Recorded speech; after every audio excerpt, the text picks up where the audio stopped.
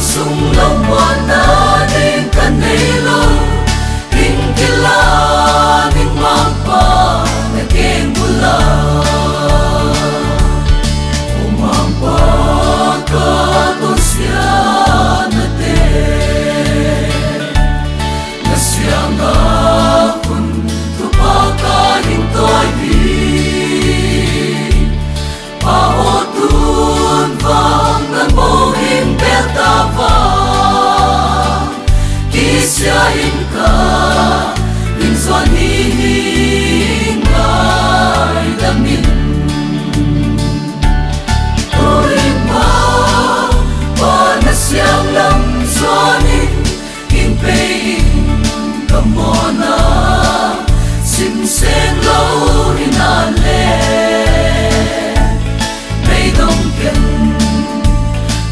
sung long wana ding kanelo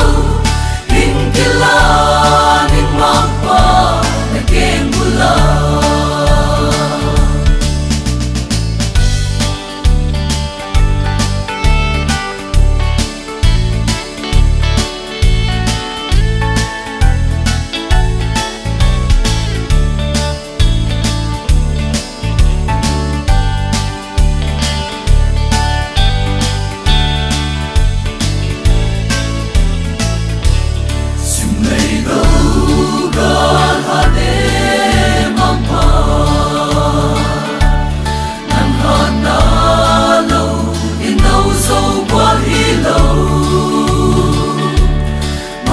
Panasyang abubin na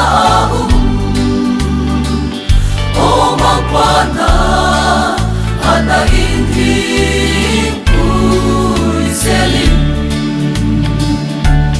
tuwing panasyang lang swanin hinpayin kamona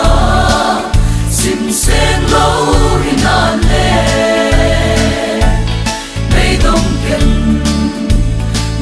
sung long wana ding kanelo ding kila ding magpa na keng bula